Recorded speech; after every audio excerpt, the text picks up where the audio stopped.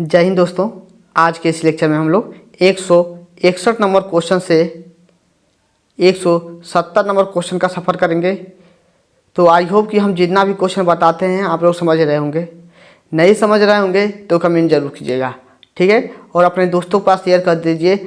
आज हम लोग 161 नंबर से 170 नंबर के क्वेश्चन का सफ़र करेंगे। तो आपका क्वेश्चन क्या है, चलिए ज़्यादा समय नहीं लेंगे। आपका जो भी क्यूरी होगा, कोई जो भी डाउट होगा, आप लोग जरूर कमेंट कीजिएगा, ठीक है।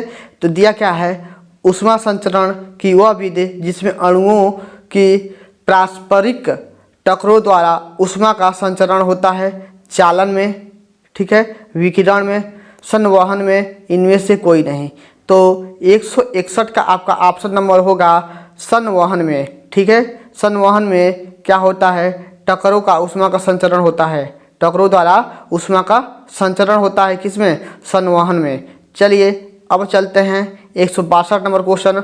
बहुत इंपॉर्टेंट क्वेश्चन है। दिया क्या है, दिया है देख लेते हैं।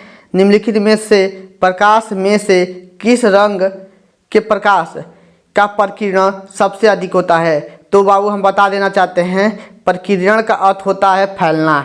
कौन सबसे अधिक फैलता है, ठीक है, कौन सबसे अधिक फैलता है। तो प्रकीर्णन का अर्थ होता है फैलना। तो कौन सबसे अधिक फैलता है, लाल रंग नहीं बाबू। लाल रंग का प्रयोग रेलवे स्टेशन पर बहुत अधिक किया जाता है, क्योंकि लाल रंग खतरा का निशानी भी है और लाल रंग का प्रकीर्णन बहुत कम होता है, ठीक है। वह मान लेते हैं आप यहाँ पर हैं और आप के सामने यानी कि मान लेते 2 किलोमीटर, 3 किलोमीटर, 4 किलोमीटर के सामने यानी कि स्पष्ट दिखाई दे, पेड़ पौधा चाहे कोई भी रुकावट ना हो और आपको वह दिखाई दे रहा है, तो वह लाल रंग दिखाई देगा, एकदम स्पष्ट रूप से दिखाई देगा। लेकिन वही आपका बैगनी रंग रहेगा तो स्पष्ट रूप से नहीं दिखाई देगा, क्योंकि बैगनी रंग का सबसे अधिक प्रकीर्णन होता है। तो आपका ऑप्शन नंबर कौन सा हो जाएगा, सी, बैगनी रंग। बैगनी रंग का प्रकीर्णन सबसे अधिक होता है। पीला रंग का भी प्रयोग किया जाता है, कहाँ पर, रेलवे स्टेशन पर पीला रंग का भी प्रयोग किया जाता है, ठीक है। और हरा रंग का भी प्रयोग किया जाता है, आप लोग देखे हैं। यानी कि यह तीनों रेलवे स्टेशन पर प्रयोग किए जाते हैं, क्योंकि इनका प्रकीर्णन बहुत कम होता है और यह बहुत इनका प्रकीर्णन कम होने के कारण हमें स्पष्ट रूप से दिखाई देते हैं। और जिसका प्रकीर्णन अधिक होगा वह कहाँ दिखाई देगा, पास में ही फैल जाएगा तो दिखाई नहीं देगा। और यह सब फैलते नहीं है, सब एकदम सीधा, एकदम स्ट्रेट लाइन में यानी कि समांतर जाते हैं, ठीक है ना। इन सब का जो किरण निकलते हैं एकदम समांतर जाते हैं। चलिए आई होप कि आप लोग समझ गए होंगे। अब हम लोग 163 नंबर क्वेश्चन देख लेते हैं। दिया क्या है, सूर्य का प्रकाश कमरे में नहीं पहुंच पाता है, फिर भी कमरा अंधेरा नहीं रहता है। जो सूर्य का प्रकाश है कमरे में नहीं पहुंच पाता है, फिर भी कमरा जो है कमरे में अंधेरा नहीं होता है, ठीक है। प्रकीर्णन के कारण, अपवर्तन के कारण, ध्रुवण के कारण, इनमें से कोई नहीं। तो 163 का ऑप्शन कौन सा है, इनमें से कोई नहीं, ठीक है, इनमें से कोई नहीं। प्रकीर्णन का मतलब होता है फैलना, ठीक है। अपवर्तन का मतलब होता है क्या, अपवर्तन के कारण नो, अपवर्तन के कारण, ध्रुवण के कारण नहीं, इनमें से कोई नहीं। चलिए देख लेते हैं अगला क्वेश्चन क्या दिया है। चलिए अब हम लोग 164 नंबर क्वेश्चन को देख लेते हैं। क्या दिया है, दिया है किस दर्पण से बने प्रतिबिंब का आवर्धन सदैव एक होता है, ठीक है।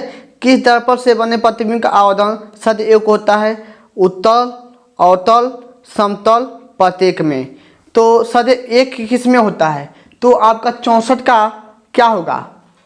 दिया है कि किस दर्पण से बने प्रतिबिंब का आवर्धन सदैव एक होता है, तो बाबू आपका उत्तल नहीं होगा, उत्तल दर्पण नहीं होगा, अवतल दर्पण नहीं होगा, ठीक है।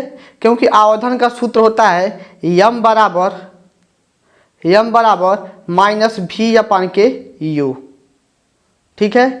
तो अवतल और उत्तल में नहीं होगा, प्रत्येक में नहीं होगा। समतल दर्पण, हाँ समतल दर्पण में होगा। समतल दर्पण में आवर्धन जो होता है सदैव एक होता है। चलिए चलते हैं 165 नंबर क्वेश्चन की तरफ। यह क्वेश्चन भी अच्छा क्वेश्चन है, देख लेते हैं। दिया है किस वस्तु के प्रदीप्त होने का पता लगाया जा सकता है? किस वस्तु के प्रदीप्त होने का पता लगाया जा सकता है? वस्तु को गर्म करके, वस्तु पर पालिश करके, वस्तु को अंधकार में रखकर और प्रकाशमान वस्तु की सहायता से। प्रकाशमान वस्तु की सहायता से। तो आपका 65 का ऑप्शन नंबर है सी। क्या है? सी। वस्तु को अंधेरा में रखकर क्या किया जा सकता है? प्राप्त मतलब लगाया जा सकता है, पता लगाया जा सकता है। किसका? प्रदीप्त है कि दीप्त है कि प्रदीप्त है।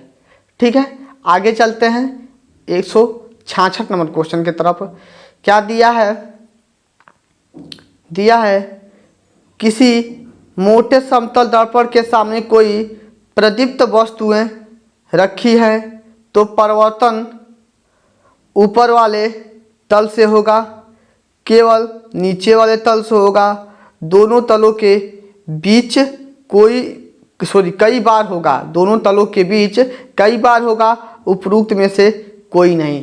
तो 166 का आपका ऑप्शन नंबर होगा सी। ठीक है, दोनों तलों के बीच कई बार होगा, दोनों तलों के बीच कई बार होगा। अगला क्वेश्चन क्या है?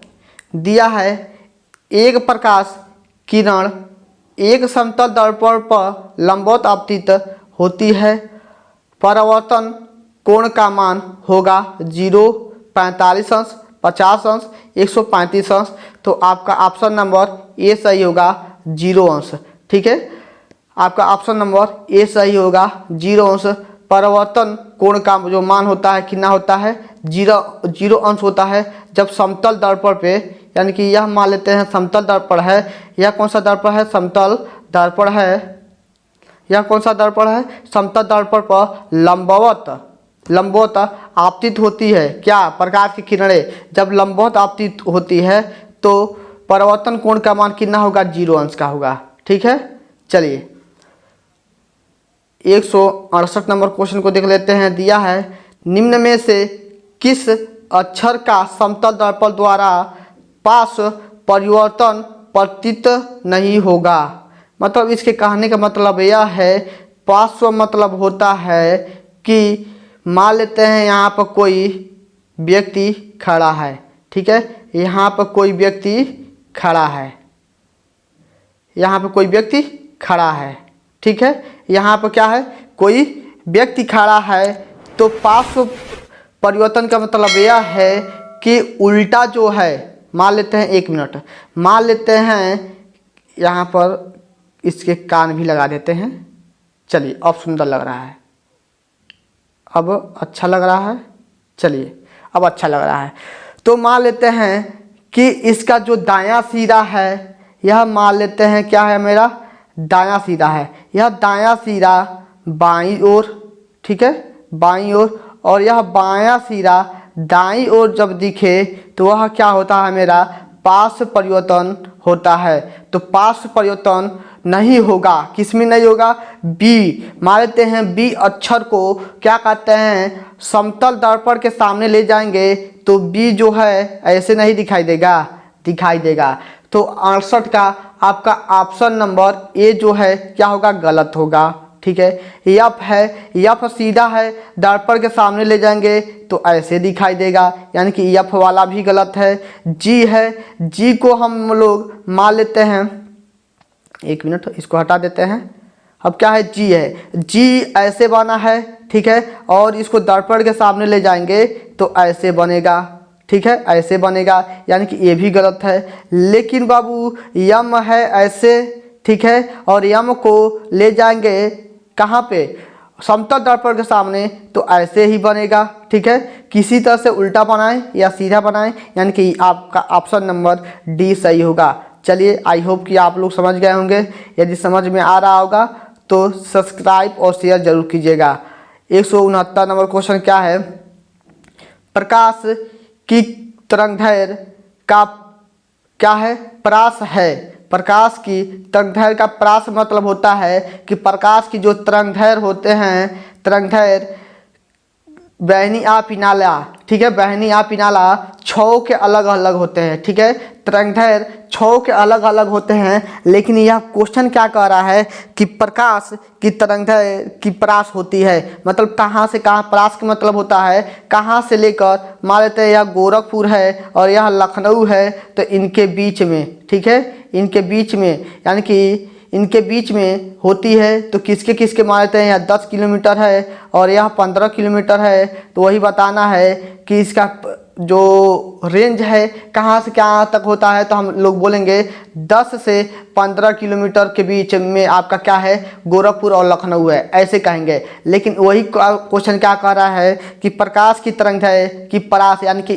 किसके किसके बीच होता है, कहाँ से शुरू होता है और कहाँ पर जाकर समाप्त होता है, वही बताना है। तो 169 का आपका ऑप्शन नंबर साफ साफ दिख रहा है, साफ साफ दिख रहा है कि कौन सा होगा, कौन सा होगा, एकदम स्पष्ट रूप से दिखाई दे रहा है, ठीक है, स्पष्ट रूप से दिखाई दे रहा है, ऑप्शन नंबर ए होगा, ठीक है। हम लोग जानते हैं, आप लोग नहीं पढ़े हैं तो क्लास 10th में यह दिया हुआ था, ठीक है, क्लास 10th में यह दिया हुआ था कि किसके किसके बीच होता है परास। चलिए आज का आखिरी क्वेश्चन, और यह क्वेश्चन आपके लिए होमवर्क में दे गया, चलिए बता दे रहे हैं, इसको होमवर्क में नहीं देंगे, मात्र 10 ही क्वेश्चन करते हैं डेली, और 10 क्वेश्चन में बस आप लोग को यह बताना है कि 10 क्वेश्चन में आप लोग कितने क्वेश्चन को सही किए, इसीलिए होमवर्क नहीं देते हैं। बस आपसे इतना ही कमेंट करवाना चाहते हैं और इतना ही पूछना चाहते हैं कि आप लोग बताइए कि 10 क्वेश्चन में आप लोग कितने क्वेश्चन को सही किया, और जो क्वेश्चन नहीं समझ में आया उसको पूछ लीजिएगा।